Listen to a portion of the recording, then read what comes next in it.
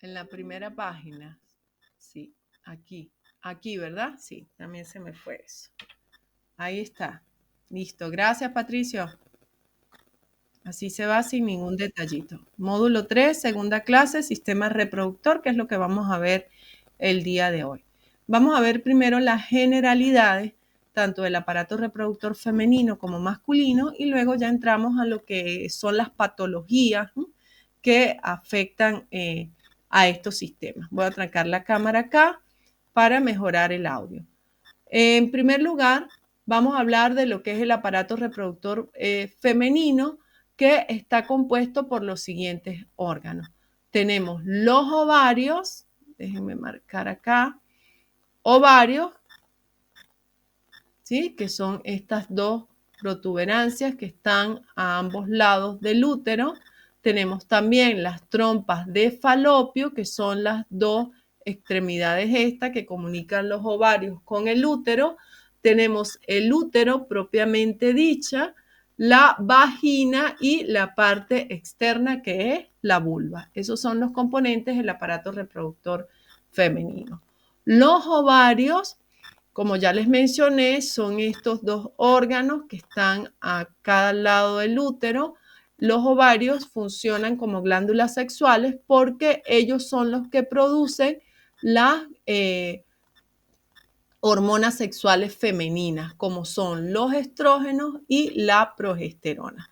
Además de eso, también los ovarios constituyen el sitio de maduración de los óvulos.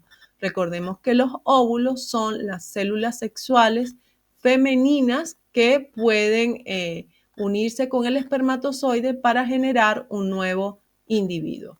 Luego tenemos las trompas de falopio, que son las que comunican el ovario con el útero. Tienen aproximadamente entre 10 y 12 centímetros, esta extremidad, y a través de estos conductos es que los óvulos viajan desde los ovarios hasta el útero. Y en el camino que ellos recorren, en ese camino es donde puede ocurrir la fecundación.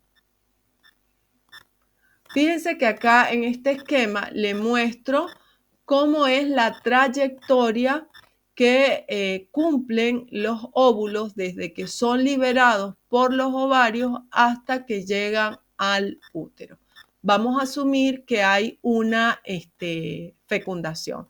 Fíjense, las flechas verdes representan el recorrido que hacen los espermatozoides una vez que son depositados en la vagina.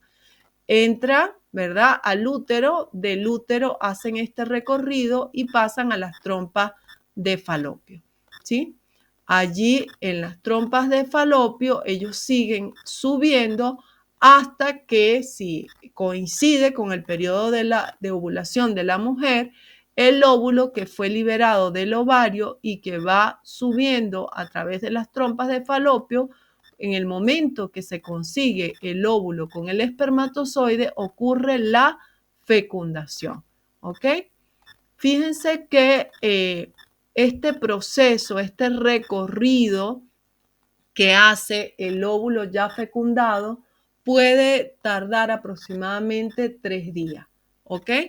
Y si, como ya ha ocurrido la fecundación, en esos 3 días empieza ese huevo o cigoto, que es el producto de la fecundación, a multiplicar las células. Es decir, empieza a realizarse las primeras divisiones celulares hasta que se obtiene la morula, que es una agrupación de aproximadamente 16 células nuevas, y esa morula es la que llega al útero, donde ocurre la implantación.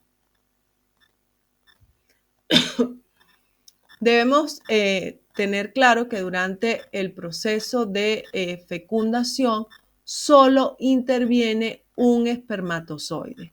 Una vez que un espermatozoide logra penetrar la primera capa del óvulo, ese óvulo se hace impermeable a la entrada de otros espermatozoides, ¿ok?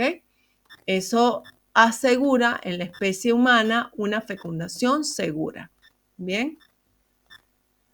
El útero. El útero es ese órgano en forma de pera invertida que dibujamos anteriormente, que vimos en las imágenes, que es como así, tiene las trompas con los ovarios, algo así. Todo esto del centro constituye el útero, ¿sí? Esta vista que está acá es una vista lateral. Si lo miramos desde ahí, el útero va a estar ubicado entre la vejiga y el recto, ¿sí? Y por supuesto está por encima de la vagina. Entonces tenemos acá, fíjense, vagina, útero, por detrás del útero está el recto y por delante del útero está la vejiga urinaria. Por eso es que cuando las mujeres están embarazadas, que el útero está crecido, presiona la vejiga y da muchas ganas de orinar frecuentemente. Bien, acá está resaltado el útero, es este órgano que tiene forma de cono, forma de pera invertida, es un poco aplanado y la parte más angosta se encuentra hacia abajo, que allí es donde está la vagina. ¿Cuáles son las funciones primordiales del útero?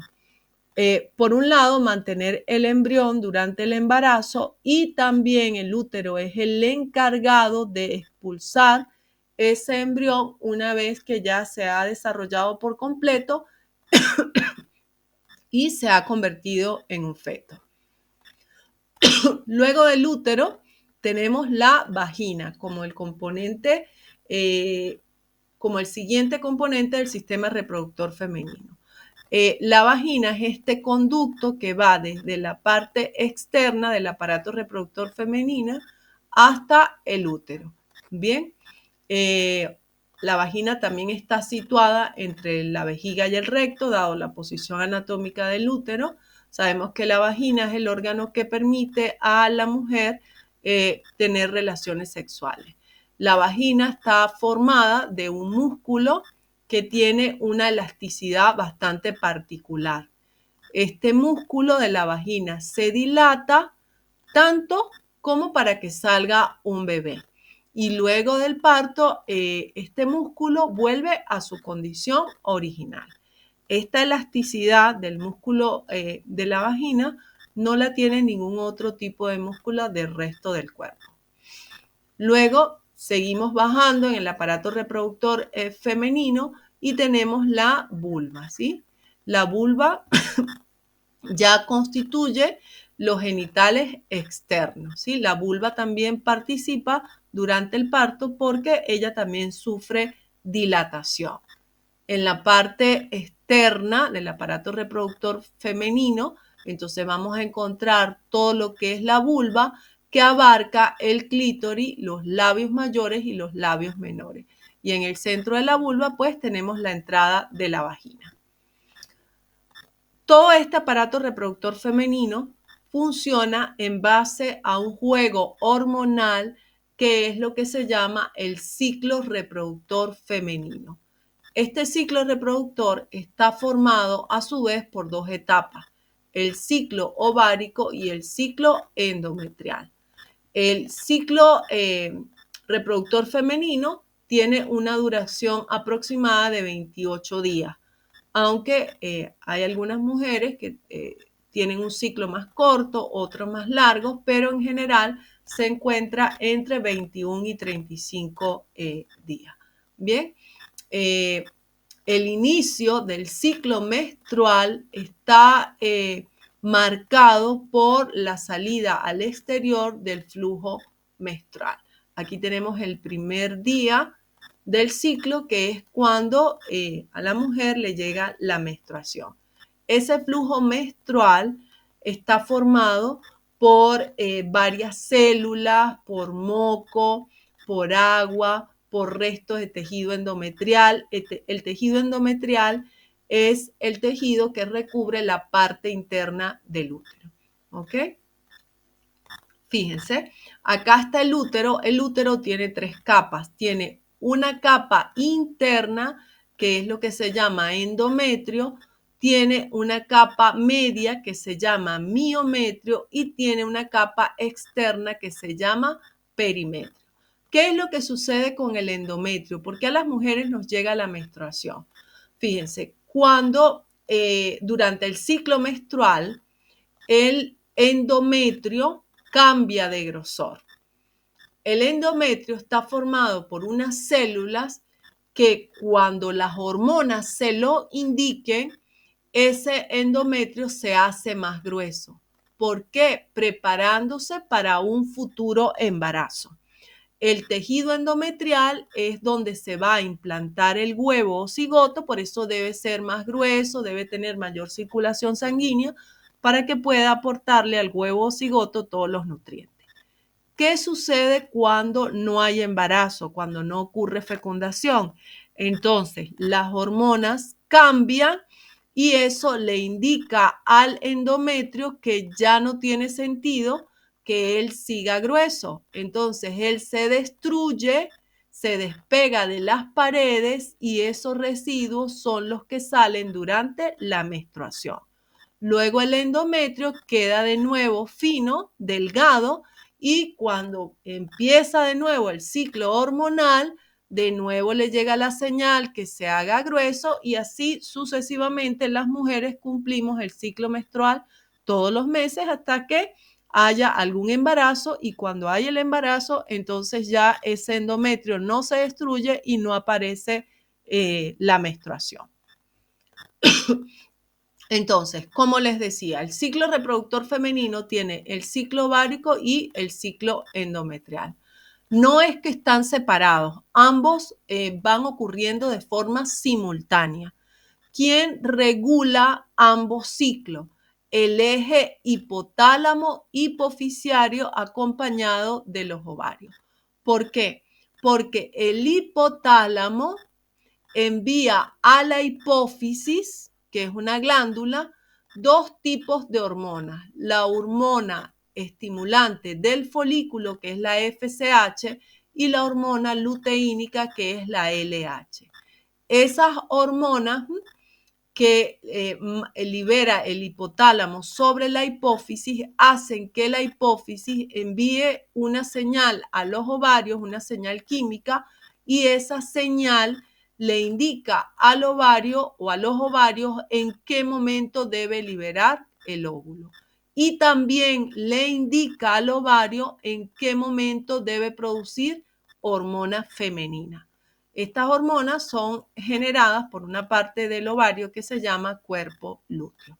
Entonces, entre el hipotálamo, la hipófisis y los ovarios, vamos a tener todas las hormonas que permiten que ocurra el ciclo ovárico y el ciclo endometrial. Todo el ciclo reproductor femenino tiene como protagonista las hormonas.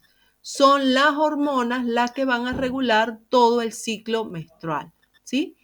Las hormonas que vimos que envía el eje hipotálamo hipofisiario a los ovarios son la hormona luteinizante y la hormona folículo estimulante.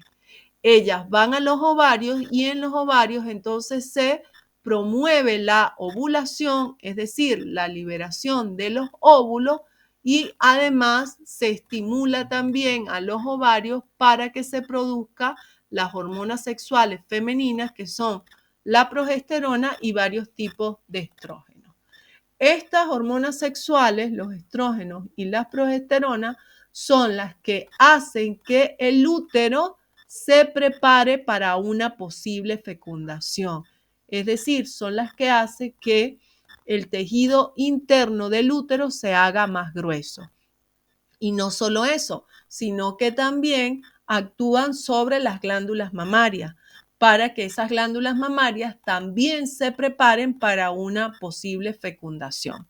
Es por eso que algunas mujeres observan que durante cierta etapa del ciclo menstrual los senos tienden a ponerse un poco más grandes y duros porque es el efecto de los estrógenos y las progesteronas para que nuestro cuerpo se prepare para un posible embarazo. Y eso viene por efecto de las hormonas. Entonces, A manera de repaso, la hipófisis envía la señal a los ovarios. Esa señal viene de la mano de la hormona luteinizante y de la hormona folículo estimulante, y entonces los ovarios hacen dos cosas: producen hormonas sexuales y también liberan el óvulo. En estas dos fases del ciclo reproductor femenino tenemos a su vez subfases o subetapas. Dentro del ciclo ovárico vamos a tener la fase folicular, la fase ovulatoria y la fase luteínica. Y dentro del ciclo endometrial tenemos la fase menstrual, la proliferativa y la secretora. El mismo nombre nos indica dónde se cumple cada ciclo. El ciclo ovárico, pues se va a cumplir en los ovarios, mientras que el ciclo endometrial se va a cumplir en el útero, ¿sí? Este ciclo endometrial es el que hace que el útero, el tejido interno del útero, que es el endometrio, se haga más grueso en cierta parte del ciclo menstrual y que luego se destruya. Y al destruirse, se elimina a través de la vagina y es lo que constituye el ciclo menstrual. Una vez que ya se ha cumplido la menstruación, que es la eliminación de ese flujo menstrual, entonces se inicia de nuevo el ciclo hormonal para que el útero vuelva a aumentar de tamaño su pared, y bueno, y así sucesivamente vamos a estar repitiendo el mismo proceso todos los meses. ¿Ok? ¿Cuál es el objetivo, uno de los objetivos fundamentales del ciclo ovárico, de lo que ocurre en los ovarios? Es la ovulación, es decir, la liberación del óvulo maduro. Ese óvulo maduro es el que está en óptimas condiciones para participar en un proceso de fecundación. Esto solo para que lo sepan de forma general, pero la estructura del ovario que se encarga de crear y de madurar los óvulos se llaman folículos, ¿ok? Tenemos folículos primarios y folículos primordiales. Y a partir de estos folículos, fíjense, el folículo primordial es cuando se está formando el óvulo. Los folículos primarios son ya los que se dividen a partir del primordial y el óvulo empieza a madurar. En el folículo secundario ya el óvulo está más desarrollado, más maduro y listo para ser expulsado durante el periodo de ovulación, ¿sí? Cuando ese folículo secundario ya está listo, se rompe y libera al óvulo. Y cuando se libera el óvulo es cuando la mujer está en el periodo de ovulación. Bien, fíjense, este ciclo ovárico que tiene como objetivo la liberación del óvulo es el que se inicia con el primer día de la menstruación, ¿sí? En el primer día de la menstruación, entonces esos folículos empiezan a aumentar de tamaño, el óvulo empieza a madurar, de manera que cuando llegue ya el día 14 del ciclo menstrual, el óvulo esté completamente maduro, el folículo se rompa y sea liberado el óvulo, ¿ok? Todo este proceso de ovulación es regulado por la hormona folículo estimulante, que sabemos que se libera gracias a la acción del hipotálamo sobre la hipófisis. Entonces, este ciclo ovárico que corresponde a lo que ocurre dentro del ovario tiene la fase folicular, que es la fase donde los folículos van aumentando de tamaño y dividiéndose, la fase ovulatoria, que es cuando se libera el óvulo, y la fase luteínica, que es una vez que el folículo se abre para liberar el óvulo, luego él tiene que volver como a recogerse, volver a cerrarse sufre una serie de transformaciones y se convierte en un cuerpo lúteo, que es el que va a liberar luego las hormonas femeninas. ¿Ok? Entonces, vamos a ver, no voy a entrar en profundidad, le voy a dar lo general de cada fase para que sepan, por ejemplo, cuando vayan a hablar sobre un método anticonceptivo, sobre qué fase del ciclo interviene ese método anticonceptivo. Tenemos en el ciclo ovárico la fase folicular. Esa fase folicular es la que se da entre el día 1 y el día 14 del ciclo menstrual.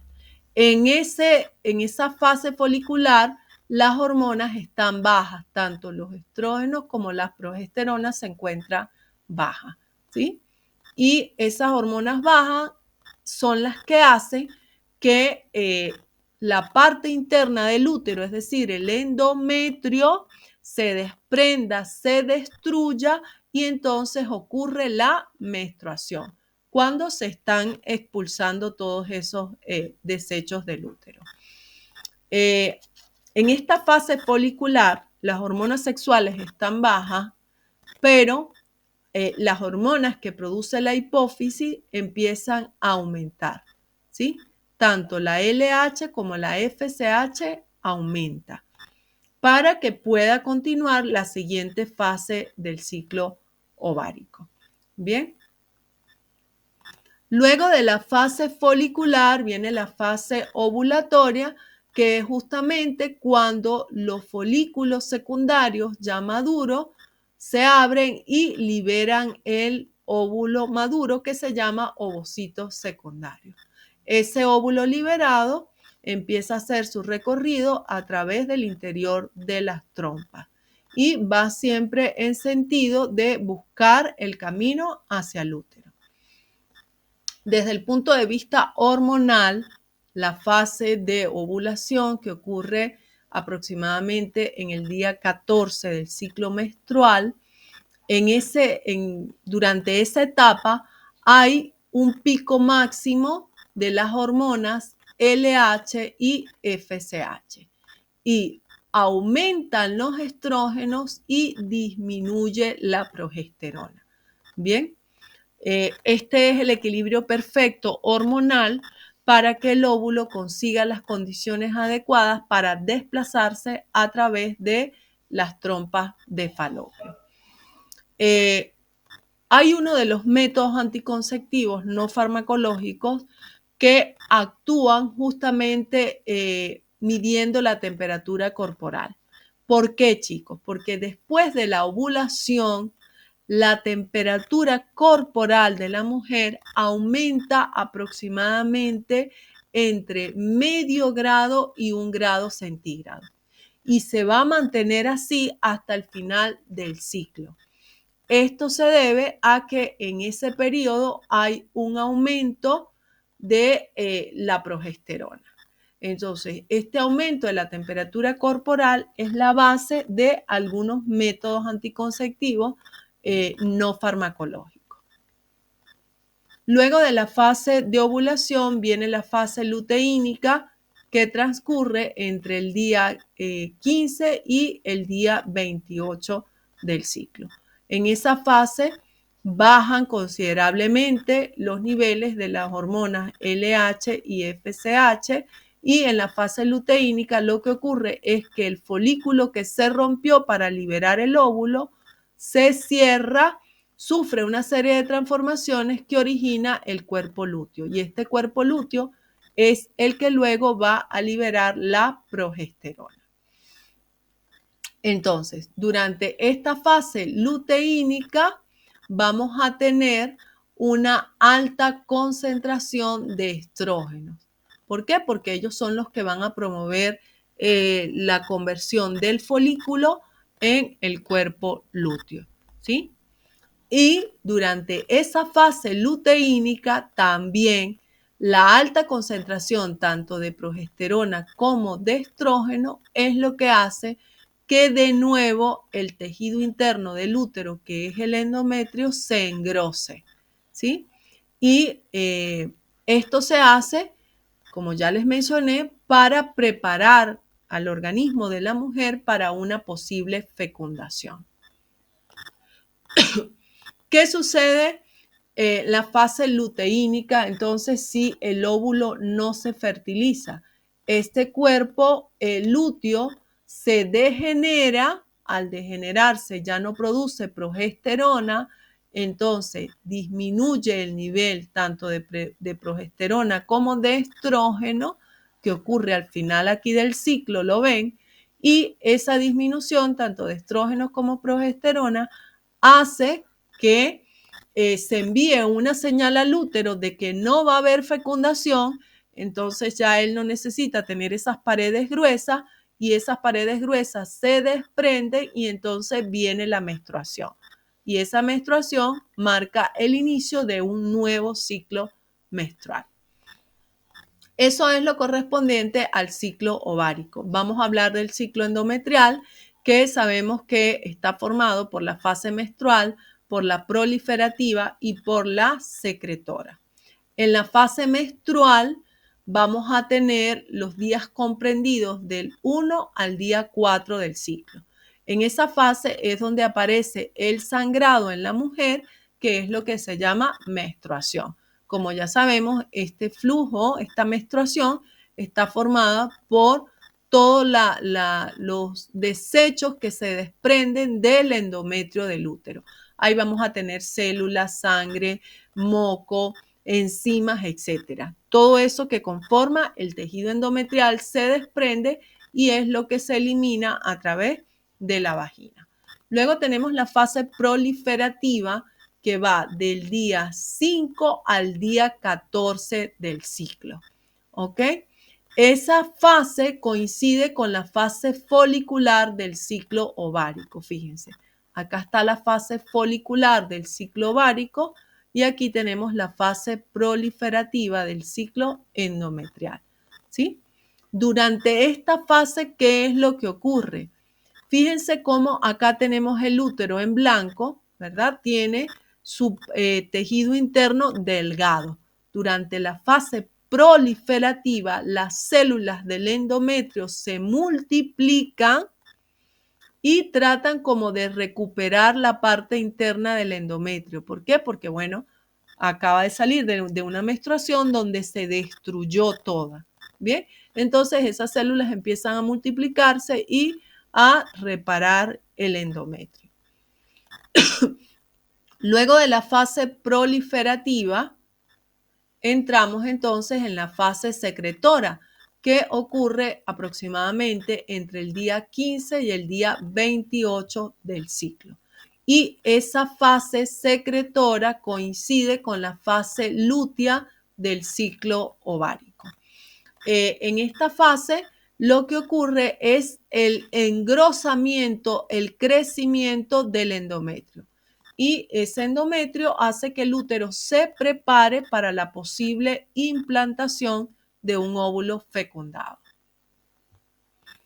Entonces, aquí tenemos un resumen de que lo que son las etapas del ciclo endometrial.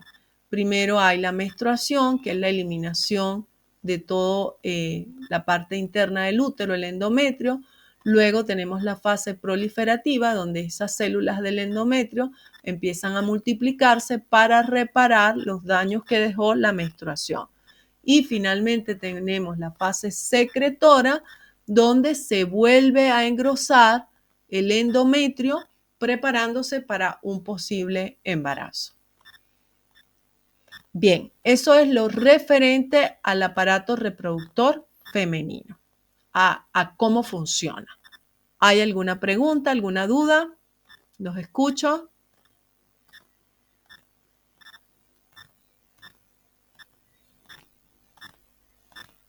¿No? Bueno, entonces si no hay duda, continuamos con el aparato reproductor masculino.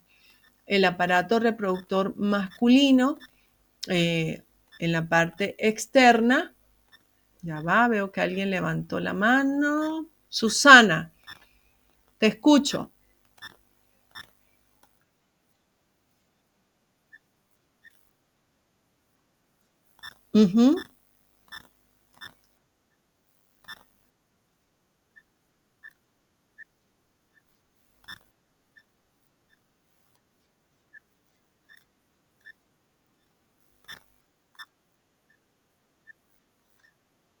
exacto. Sí. No, no. El problema futuro puede ser que quede embarazada. Ese sería el problema futuro, ¿no? Pero no.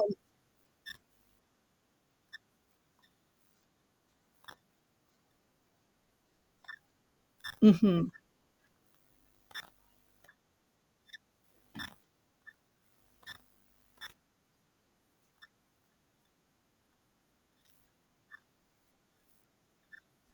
Ajá. Mm,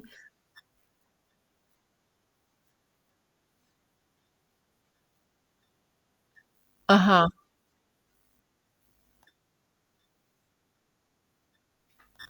claro. Y ahí ya no tiene la misma señal ni la misma liberación. Eh, bueno,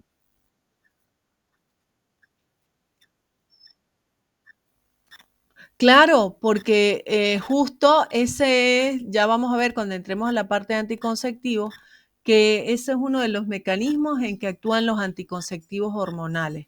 O sea, simulan, le dan al cuerpo una señal, ¿verdad? De que las señales son las hormonas que contiene, de que como que estás embarazada. Entonces, al estar embarazada, el útero no pasa por ese proceso de reconstrucción y de eliminación del endometrio. ¿Ves? Por eso, generalmente, cuando se usan estos mecanismos, las mujeres pueden pasar un buen tiempo sin que le venga la menstruación, porque uno de los mecanismos por el que se genera el efecto anticonceptivo es como haciéndole creer al cuerpo, al organismo, que estás embarazada. ¿Ves? ¿Perdón? Sí, exactamente, lo engaña a través de las hormonas. Fíjate, yo pensé que tú me preguntabas cuando, o sea, que podía quedar embarazada cuando recién estabas empezando a usar el chip. No sabía que era con tanto tiempo. Eh,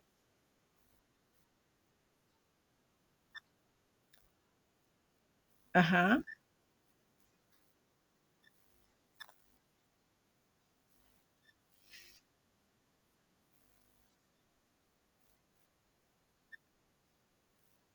ajá, ujú.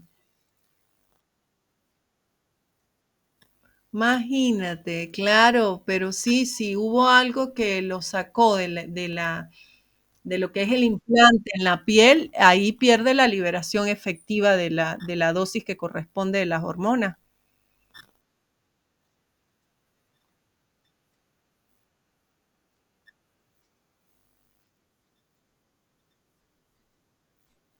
Claro, claro, claro, claro, claro.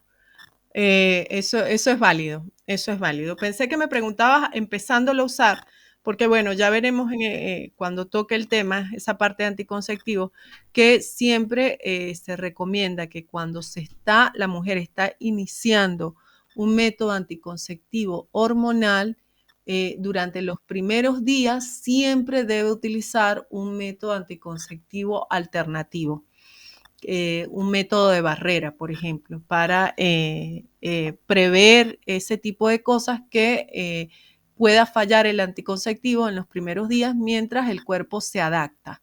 ¿Ok? Ahora que me haces la pregunta, Susana, de lo que son los efectos a largo plazo, también vamos a hablar de eso, de que bueno, siempre las mujeres por cultura, por costumbre, por, bueno, tantas cosas. Siempre somos las que buscamos cuidarnos, buscamos tomar hormonas, tomar anticonceptivos, y todo este tipo de fármacos a largo plazo sí dejan secuela en las mujeres, ¿sí? Sí dejan todo esta descarga hormonal que recibe la mujer a través del uso, suponte, durante 20 años, durante 15 años de anticonceptivos hormonales, deja secuelas en la mujer. Eh, Hay mayor riesgo de cáncer, hay hipertensión, retención de líquidos, varices, manchas en la piel, etcétera. ¿Sí? Con esto no les estoy diciendo de que no usen métodos anticonceptivos, no, porque sería muy irresponsable de mi parte, porque está muy bien controlar la natalidad y que de verdad tengamos un hijo cuando todas las condiciones estén dadas para tenerlo bien y para hacerlo feliz.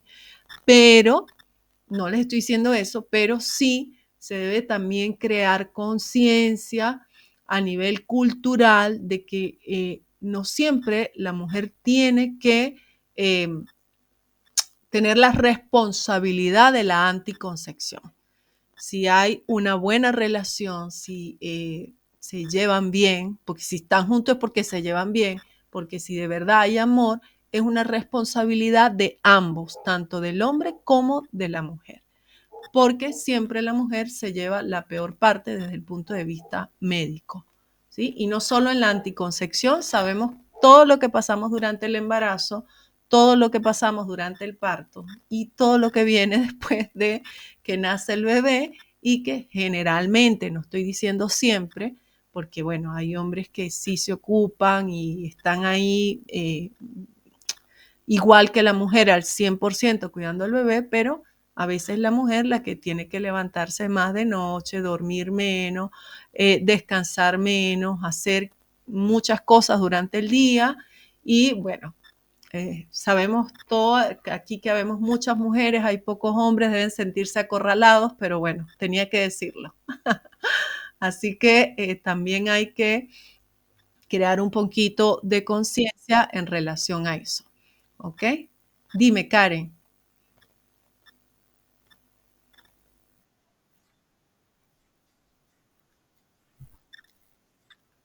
Ujú,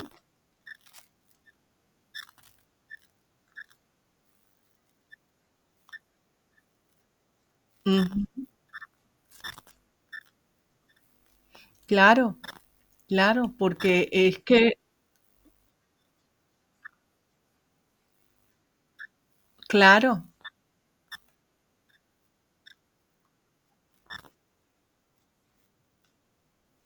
ujú,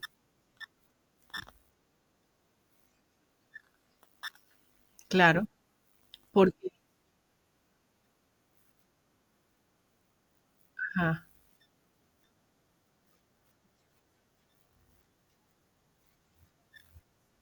claro, claro, claro.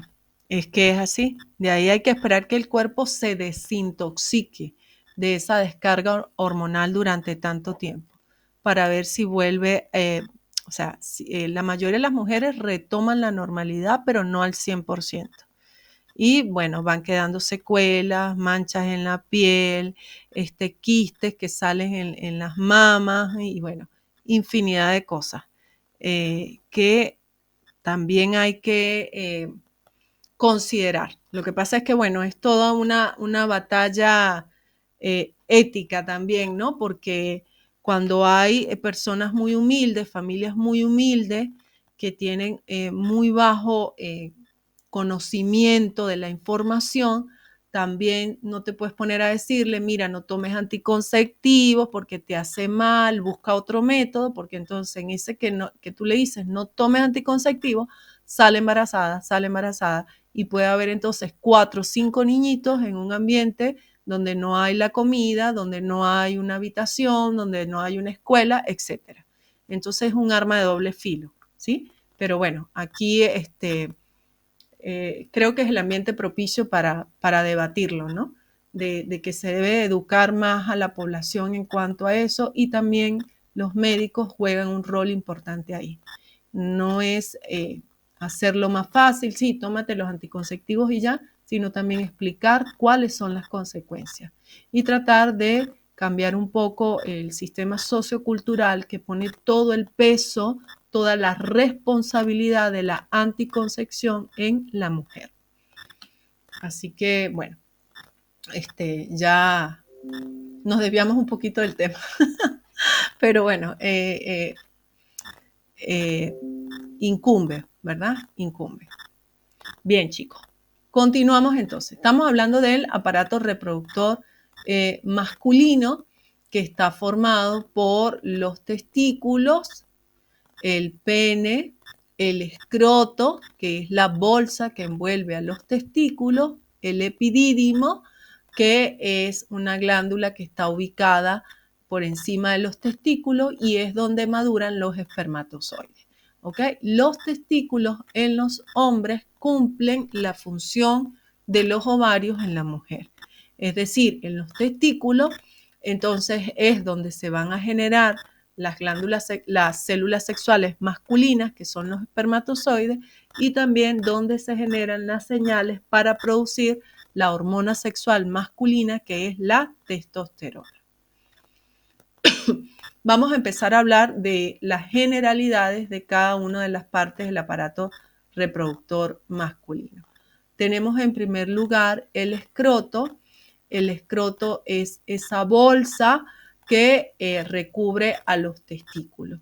No solo a los testículos, ahí también tenemos algunas vías excretoras como el conducto deferente.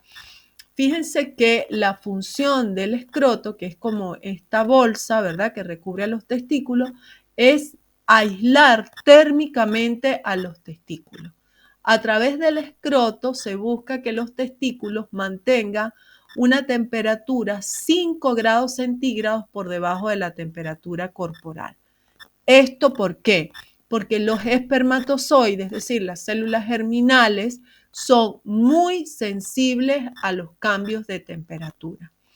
Y un cambio brusco de temperatura puede producir la muerte de estas células germinales y esto se traduce en esterilidad. Dentro del escroto vamos a tener los testículos, que son estos dos órganos ovalados que están ubicados, ¿verdad? Uno del lado izquierdo y otro del lado derecho. Generalmente el izquierdo está un poco más bajo que el derecho.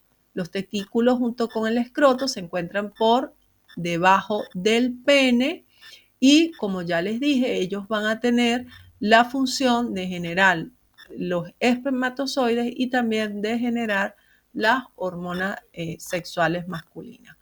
Acá está la función de los testículos.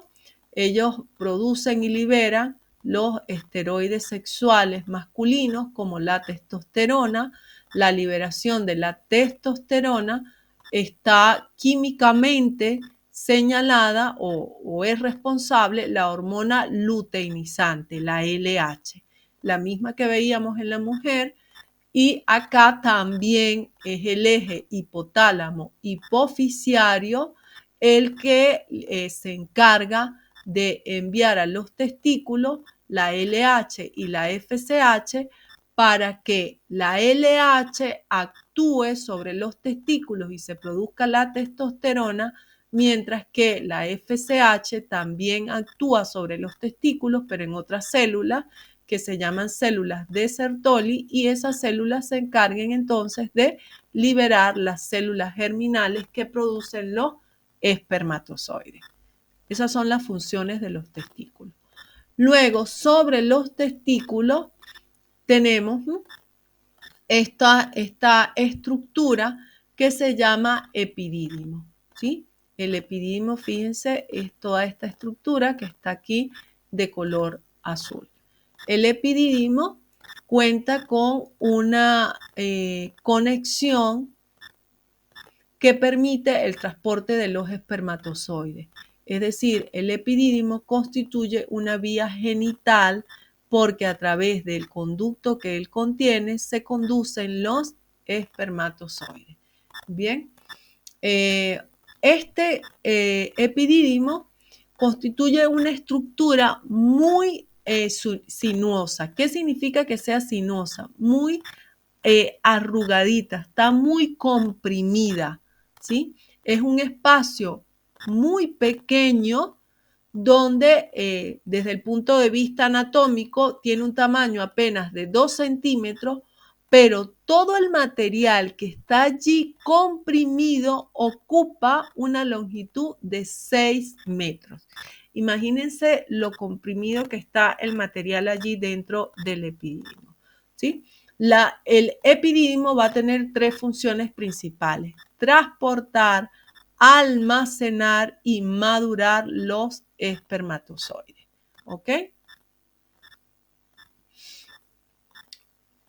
Dentro de las vías genitales, es decir, las vías que conducen el esperma, también tenemos lo que es el conducto deferente. El conducto deferente es ese conducto que está conectado al epidídimo. Son unos canales finos que tienen una longitud aproximada entre 35 y 45 centímetros.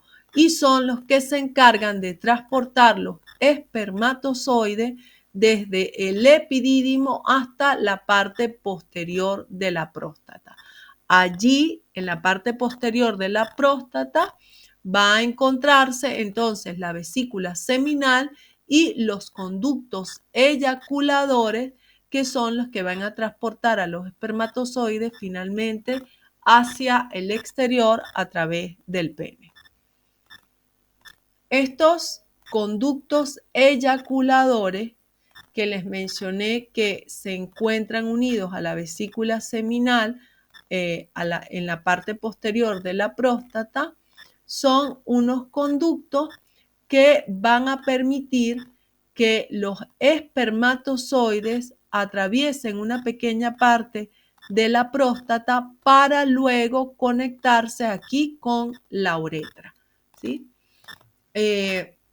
Durante el proceso de eyaculación, a través de estos conductos eyaculadores, es que el semen pasa del epidídimo, donde estaba almacenado, hasta la uretra y que de esta manera pueda ser expulsado. Además de estas partes principales, el aparato reproductor masculino tiene algunos órganos accesorios. Allí están presentes lo que son las vesículas seminales. Esas vesículas seminales que están acá en la parte posterior de la próstata son las que aportan el líquido seminal. ¿Ok? Aproximadamente el 60% del líquido seminal es aportado por las vesículas seminales. Esas vesículas seminales se encuentran ubicadas por delante del recto, como vemos acá, y por encima de la base de la próstata. Esta vesícula seminal entonces aporta el líquido seminal, que es el líquido que contiene los nutrientes necesarios para que los espermatozoides puedan mantenerse vitales, puedan mantenerse activos. Además de la vesícula seminal, tenemos también la próstata, ¿sí? La próstata es esta glándula. Se llama glándula porque libera algunas sustancias hacia el semen, pero es una glándula de secreción exócrina. ¿Por qué exócrina hacia afuera? Porque lo que libera, lo libera fuera del torrente sanguíneo, ¿sí? Desde el punto de vista anatómico, ella va a estar justamente, fíjense acá, debajo de la vejiga, ¿verdad? Y por delante del recto. De la próstata van a salir los conductos. Recuerden que hablamos de los conductos eyaculadores, que son los que conectan el semen que viene del conducto eyaculador del epidídimo hasta la uretra, para que luego pueda salir al exterior. Esta próstata va a aportar un líquido blanquecino que se llama líquido prostático. Ese líquido va hacia la uretra y sirve para lubricar la uretra. Además, también ese líquido prostático aporta sustancias, aporta nutrientes a lo que es el semen como tal. Otro de los órganos accesorios está representado por unas glándulas que se llaman glándulas bulbouretrales o glándulas de Cooper, ¿sí? Estas glándulas son esta que vemos acá, son dos cuerpos pequeños, uno de cada lado, muy pequeñito, tienen aproximadamente 1 centímetro de diámetro, y estas glándulas de Cooper, ellas producen una sustancia que es como un moco, es una sustancia muy viscosa que junto con el líquido prostático se encarga también de lubricar la parte interna de la uretra. Recordemos que la uretra es una estructura que es compartida por el sistema reproductor masculino y también por el sistema excretor, porque a través de la uretra sale la orina y también salen los espermatozoides. Entonces es una vía compartida. Siguiendo con los componentes del aparato reproductor masculino, tenemos el pene, ¿verdad? Es el órgano copulador del hombre, se encuentra por encima de las bolsas escrotales y en el interior del pene vamos a tener entonces la uretra, que como ya mencionamos, la uretra interviene tanto en el acto sexual como en la eliminación de la orina. Dentro del pene tenemos lo que se llama el cuerpo cavernoso, que es la estructura, es una estructura muscular que permite la erección. Cuando el hombre se prepara para una relación sexual, ese cuerpo cavernoso se llena de sangre y esa circulación de sangre es lo que hace que el cuerpo cavernoso se vuelva más rígido y provoca la erección del pene. Por la falta de estímulo o cuando el hombre no está preparándose para una relación sexual, disminuye la circulación de sangre al cuerpo cavernoso, eso hace que el músculo se relaje y que no se encuentre en posición de erección. Bien, esto es lo referente a las generalidades del aparato reproductor masculino. Vamos entonces a empezar a ver cuáles son las patologías más frecuentes asociadas a ambos sistemas reproductores. Tenemos en primer lugar lo que es la vaginosis bacteriana.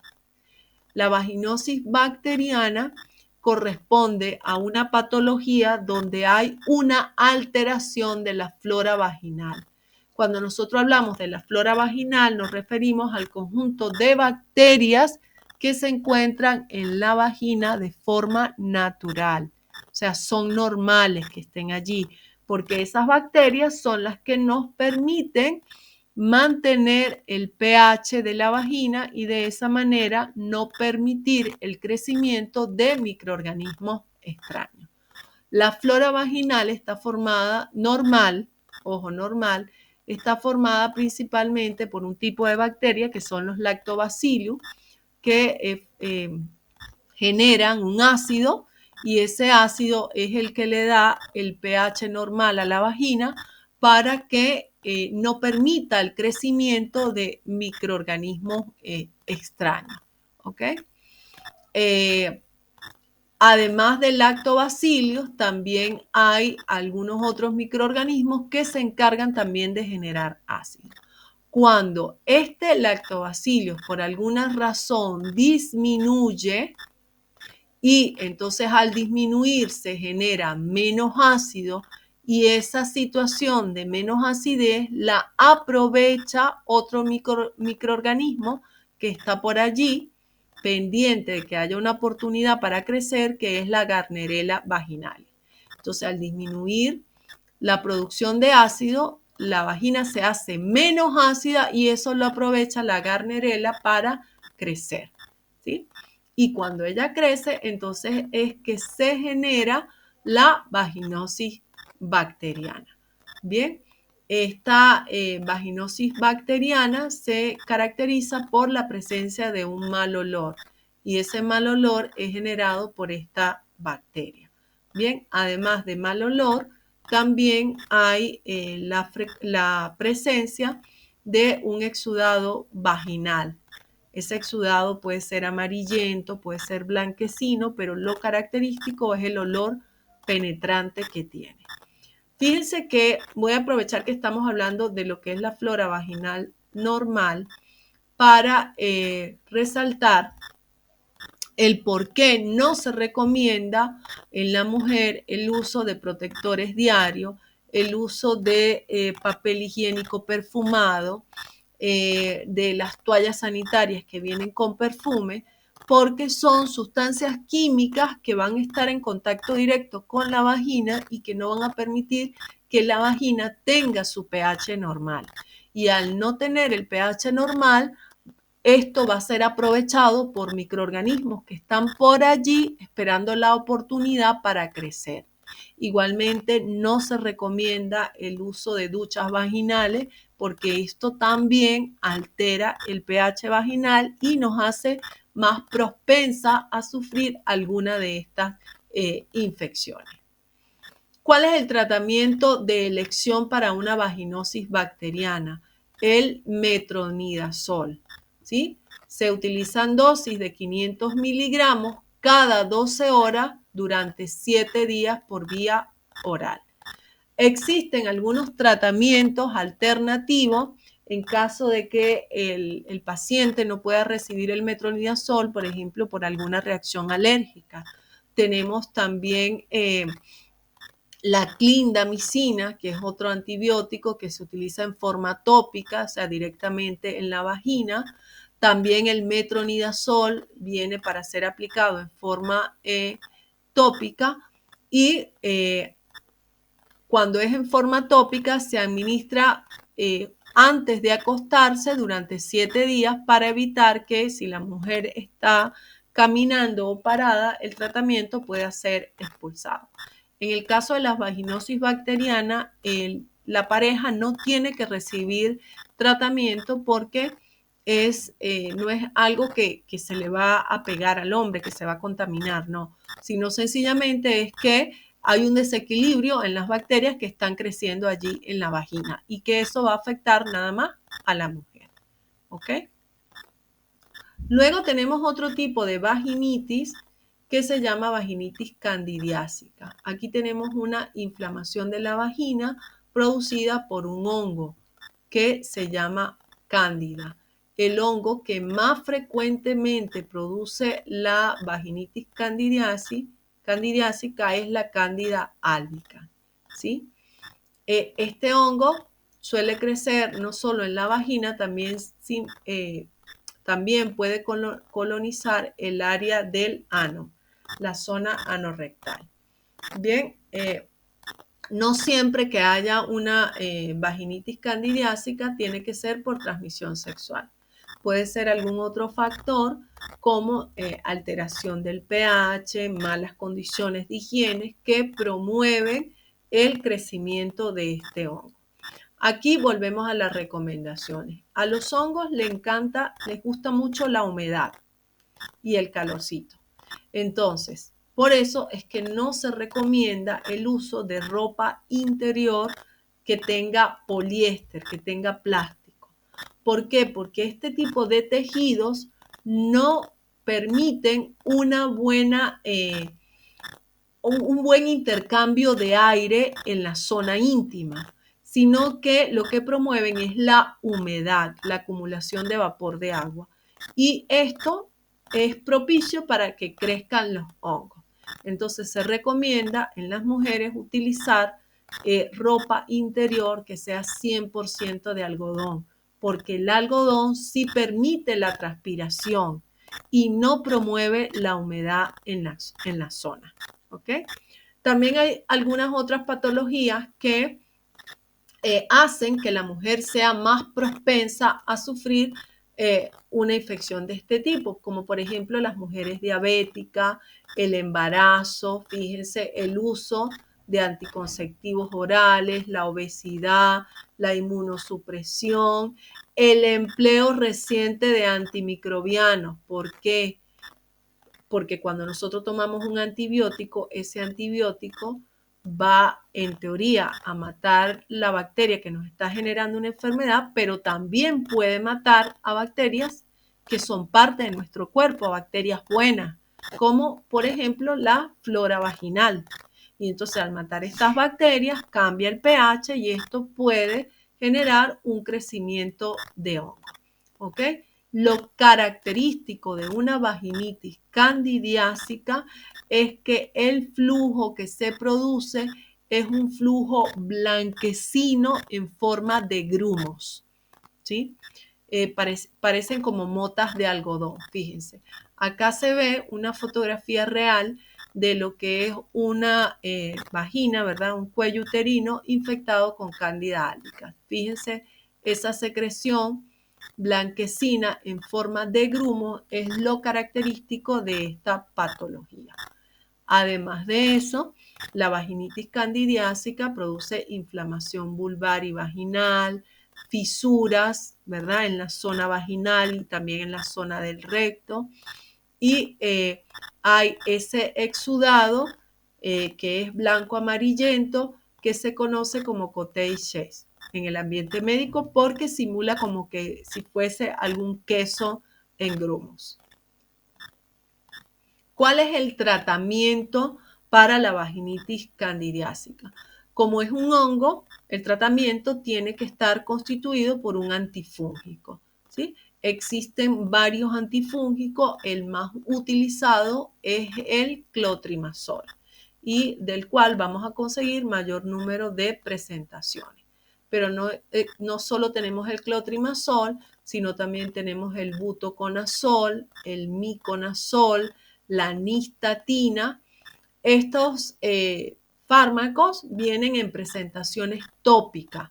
Pueden venir en crema, en óvulos vaginales, en supositorios vaginales e incluso en tabletas vaginales.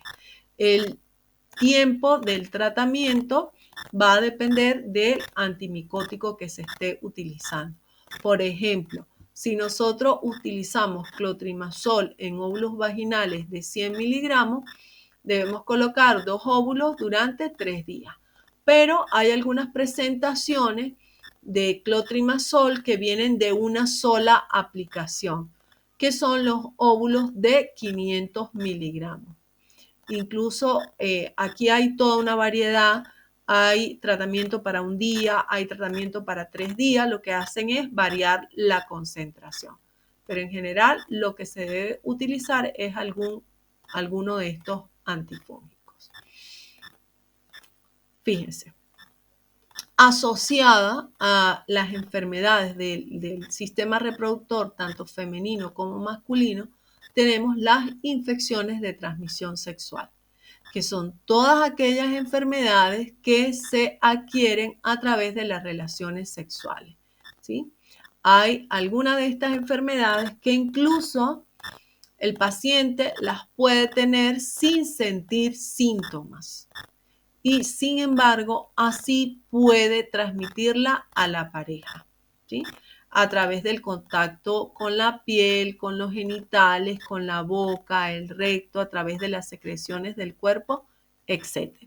Entonces aquí vamos a tener un grupo de enfermedades que van a ser de contagio directo o exclusivo a través de las relaciones sexuales. Dime, Marcela, te escucho.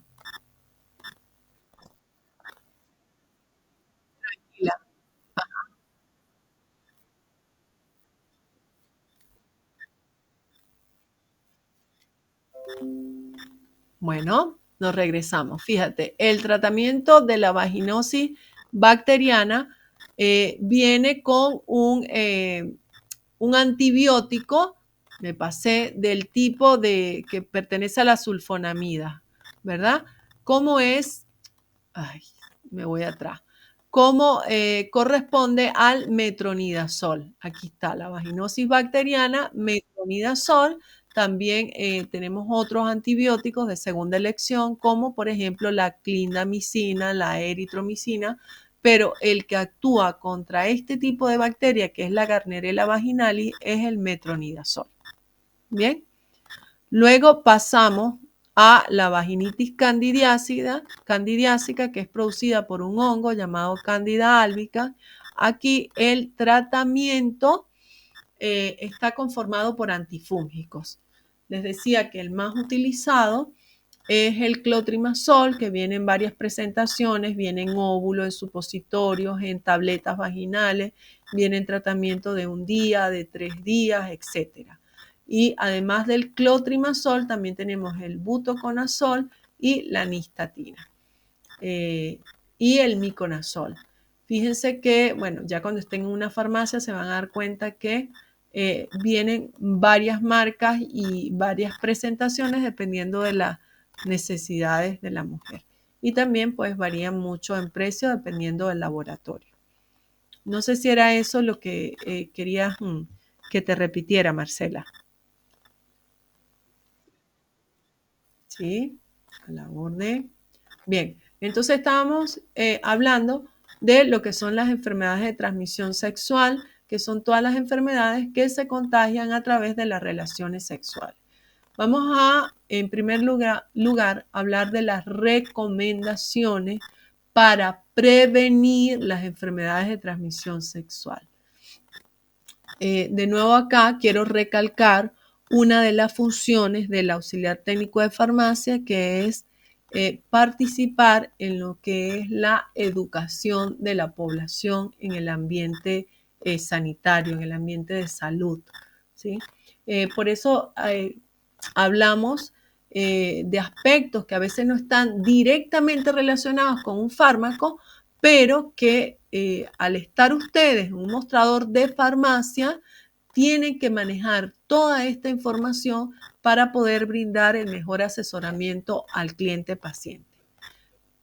Hay muchas personas, sobre todo en las zonas humildes, que no buscan ir a un médico cuando tienen un problema de salud pequeño, sino que buscan la asesoría en la farmacia. Entonces, por eso es importante que ustedes manejen todas estas herramientas de prevención que van a ayudar a disminuir que existan enfermos en el país. ¿Ok? Vamos a hablar entonces de qué consideraciones se deben tener en cuenta para prevenir, para disminuir la transmisión de enfermedades sexuales. En primer lugar, por supuesto, se recomienda tener relaciones monogámicas, es decir, con una sola pareja. Siempre se recomienda que los hombres usen preservativos porque es un método de barrera que tiene un alto porcentaje de seguridad para evitar la transmisión de enfermedades sexuales. Por supuesto, en los jóvenes se debe fomentar el retraso del inicio de la vida sexual, ¿sí? Esto a veces pareciera un poco difícil, pero sí se debe trabajar en eso, en hablar, en enseñarles cuáles son los riesgos a los que están expuestos cuando inician una vida sexual sin madurez, sin conocimiento de lo que puede pasar con su cuerpo, etc. Se recomienda también periódicamente visitar al médico para chequear todo lo que es la salud del aparato reproductor, conocer también cuáles son las enfermedades de transmisión sexual, cuáles son los síntomas y ante la aparición de alguno de estos síntomas, buscar atención médica. Evitar los lavados vaginales, ya les había hablado de esto. Al realizar los lavados vaginales, estamos eliminando las bacterias que nos dan el pH a nivel de la vagina para protegernos del crecimiento de microorganismos que nos van a producir enfermedad. Siempre tener relaciones sexuales de cualquier tipo con protección. Recordar que el preservativo tiene un alto porcentaje de seguridad para evitar la transmisión de un gran número de enfermedades de transmisión sexual. Vamos a empezar a hablar entonces de cuáles son estas enfermedades de transmisión sexual. No vamos a hablar de todas, sino de las más frecuentes. En primer lugar, tenemos la sífilis, que es producida por una bacteria llamada Treponema pallidum, ¿sí? Esta bacteria es una espiroqueta, fíjense que tiene esta forma así de espiral y se transmite exclusivamente a través de las relaciones sexuales. Digo exclusivamente en el sentido cuando estamos hablando de una pareja a otra, ¿sí? Pero también si la mamá ya está contaminada, cuando salga embarazada, también se la puede transmitir al bebé a través de la placenta. ¿ok? Puede ocurrir también casos de donde haya un mal control de calidad de las transfusiones de sangre. Entonces, si una sangre no tuvo un buen tratamiento de control de calidad y tiene esta bacteria, pues el paciente la puede adquirir por una transfusión. ¿Cómo se diagnostica la sífilis? A través de una prueba de laboratorio que se llama BDRL, que se realiza a través del análisis de la sangre, ¿sí? ¿Cuáles son los síntomas que genera la sífilis? Uno de los síntomas más evidentes es la presencia de úlcera a nivel de los genitales, como vemos acá esta úlcera. Esa úlcera puede aparecer en la vagina, en la vulva o en el pene. No es una úlcera que va a doler mucho, pero sí es muy, muy contagiosa. ¿Por qué? Porque en esa úlcera va a haber gran cantidad de gérmenes y esos gérmenes hacen que se acumulen anticuerpos en los ganglios y entonces van a crecer de tamaño los ganglios que están en la zona inguinal.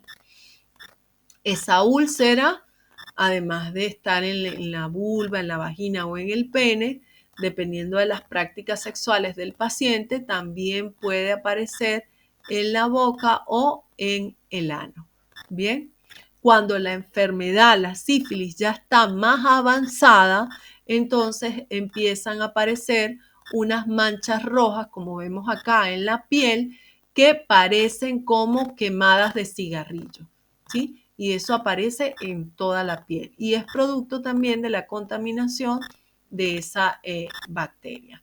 Además, si la enfermedad sigue avanzando y no hay un tratamiento adecuado, se va a ver afectado el hígado, donde se produce hepatitis, y también puede verse afectado el sistema nervioso y el sistema óseo. Luego ya vamos a hablar de los tratamientos, ¿ok?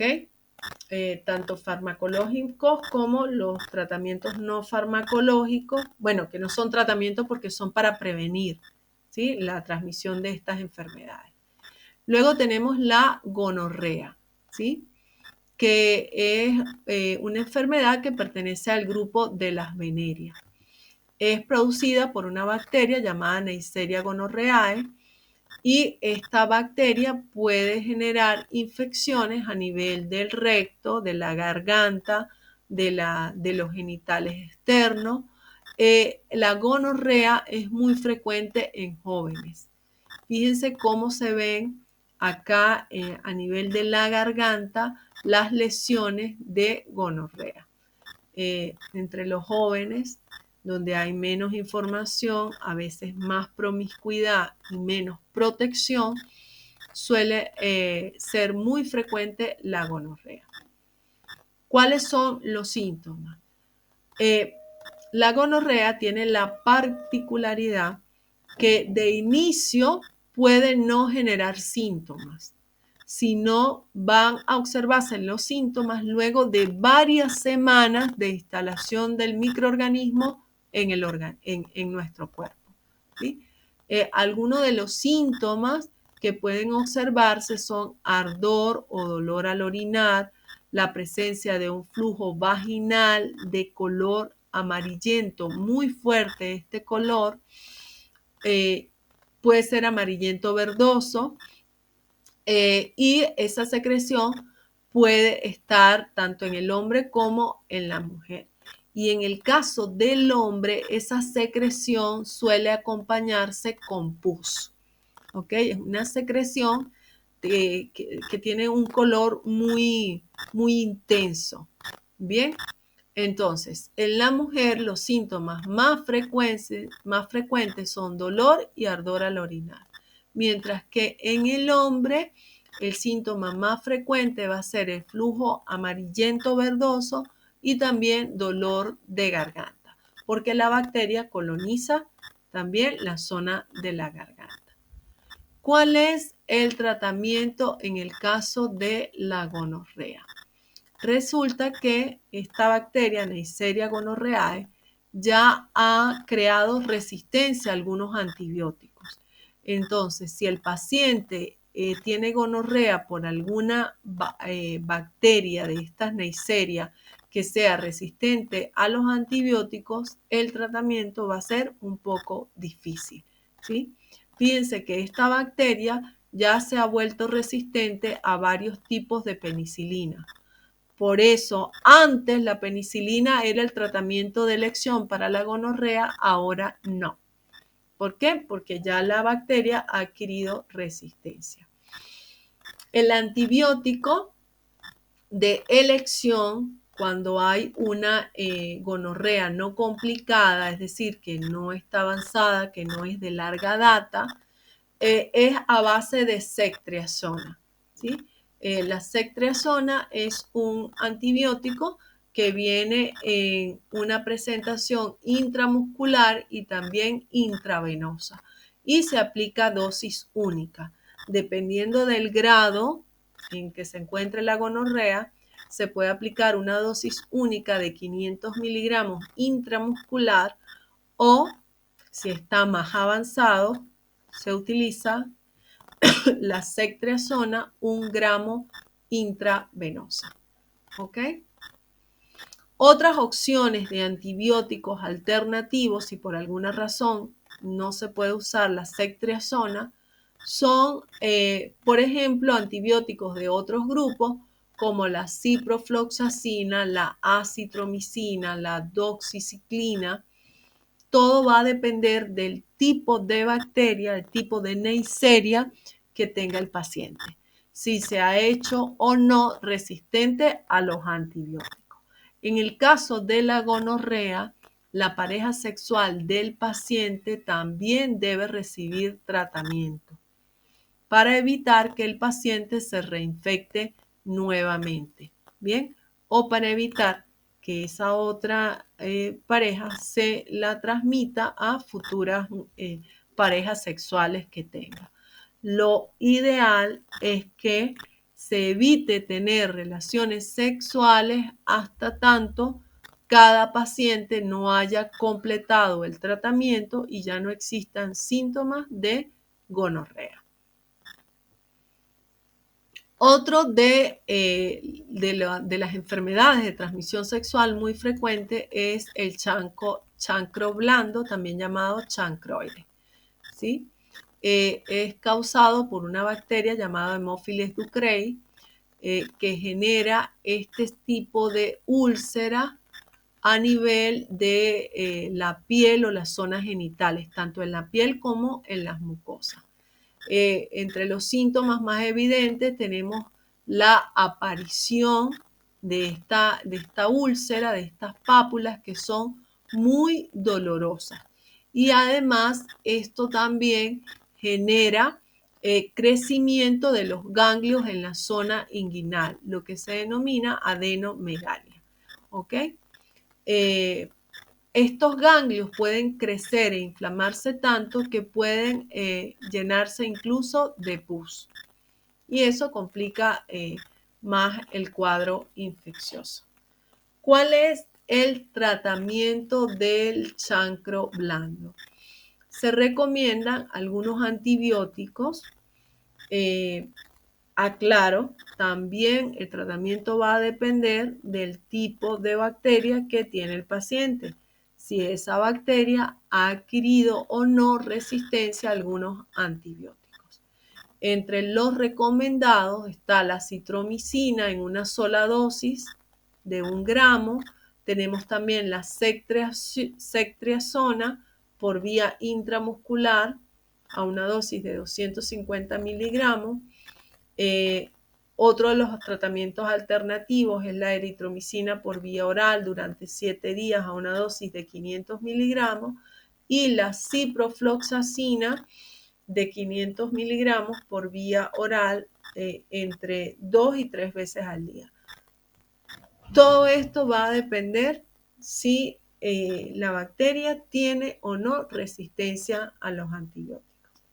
Puede que de inicio el tratamiento que se utilice sea efectivo, como puede que no y tenga que entonces empezar a probarse otros antibióticos alternativos. Tenemos también la infección por el virus del herpes simple. Ya tenemos otro tipo de microorganismo involucrado, que es un virus que se ubica a nivel de los genitales. Es una enfermedad de transmisión sexual, pero que también la madre lo puede transmitir al bebé durante el parto.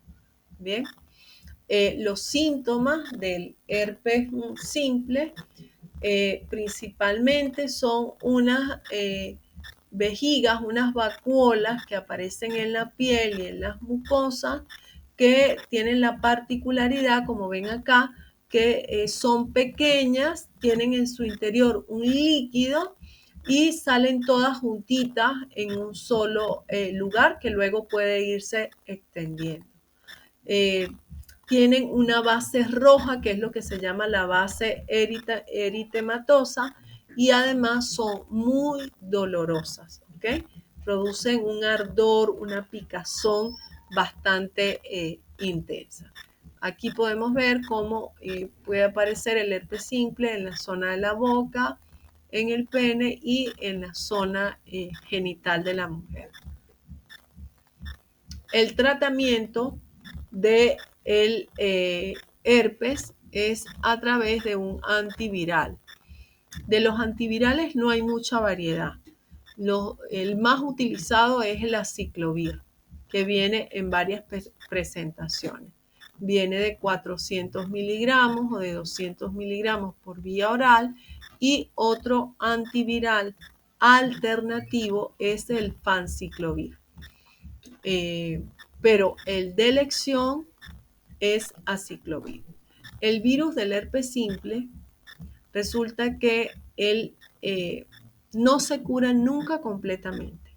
Cuando se administra el antiviral, disminuyen los síntomas, el virus se atenúa, pero en el momento que nuestro cuerpo tenga alguna descompensación, como una baja de defensa, una gripe, una exposición al sol prolongada, el virus puede volver a aflorar. O sea, él ya queda en nuestro organismo ahí en forma latente, esperando el momento oportuno para poder de nuevo colonizar y crecer.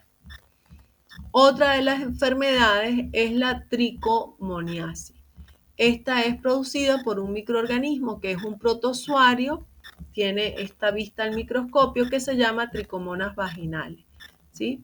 Es una infección muy, muy frecuente en las mujeres ya adultas que están en etapa reproductiva y que por supuesto tienen una vida sexual activa.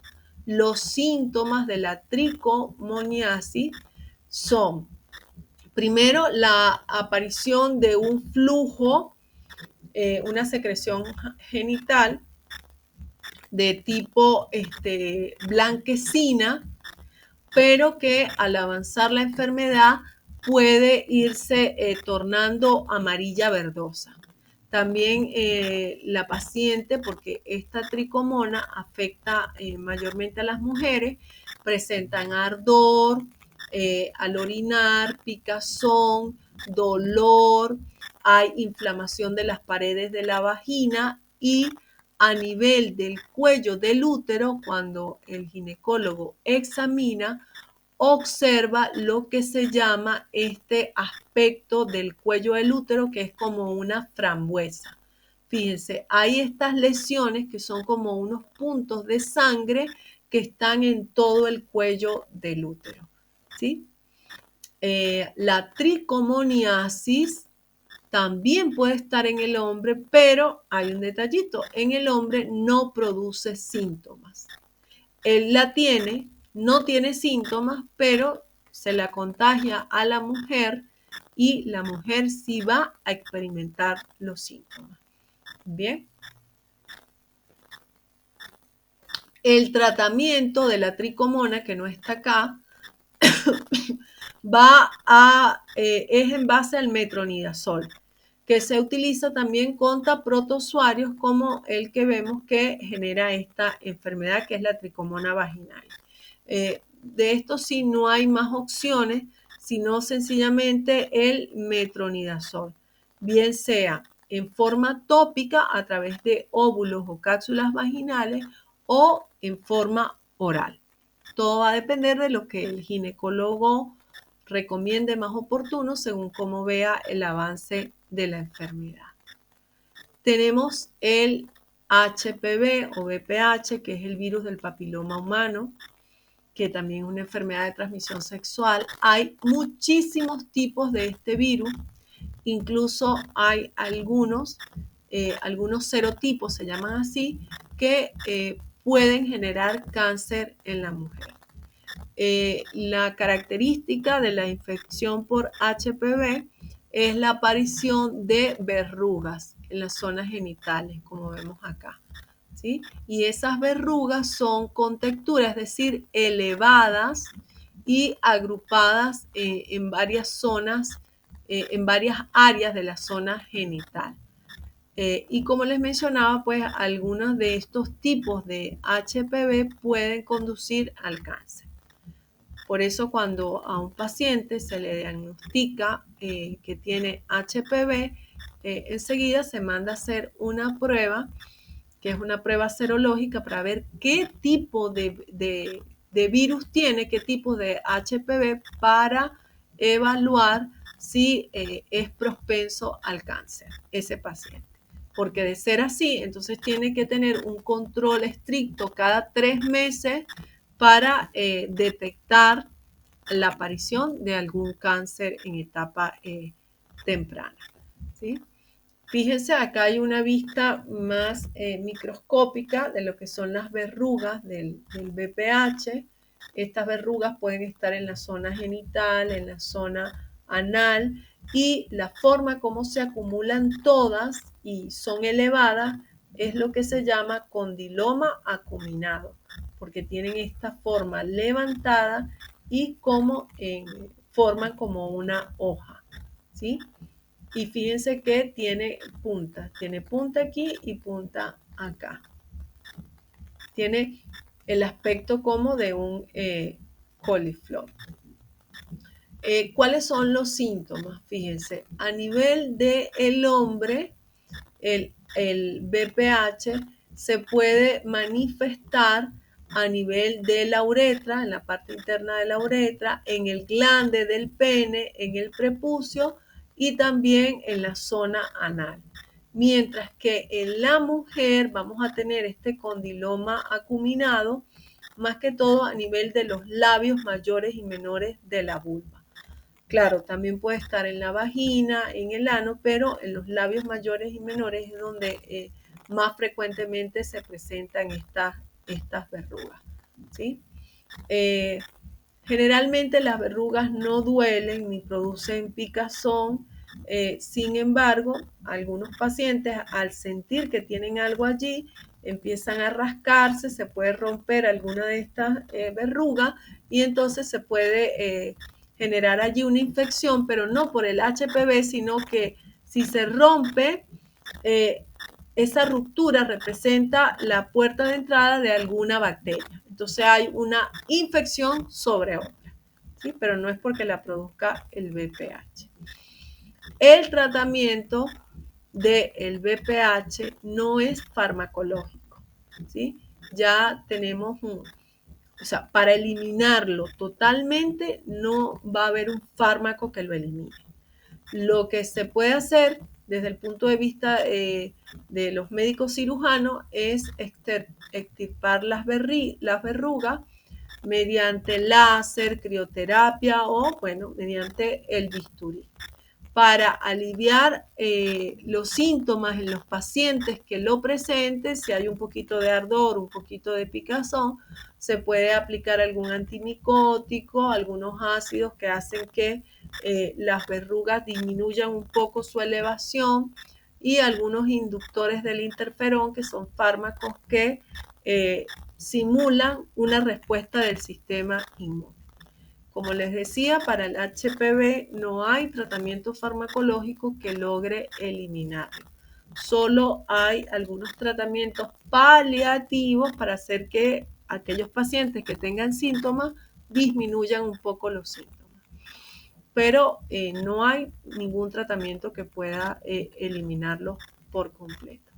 Bien. Cuando hay una primera reinfección y es leve, un paciente sano, es decir, que tenga su sistema inmunológico funcionando al 100%, puede hacer que esas verrugas se eliminen sin ningún tratamiento, ¿sí? Pero si sigue, ¿verdad? La reinfección, es decir, si vuelve a tener contacto con la fuente que le está proporcionando este virus, ya allí, pues si el sistema inmunológico no va a ser suficiente para poder evitar la infección. ¿Ok? Bueno, chicos, vamos a cortarlo hasta acá porque me faltan unas enfermedades y bueno, ya estamos con el tiempo.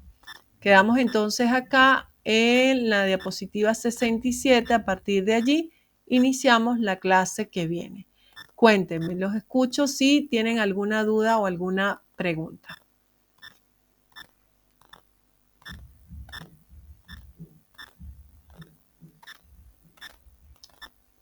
No hay ninguna duda.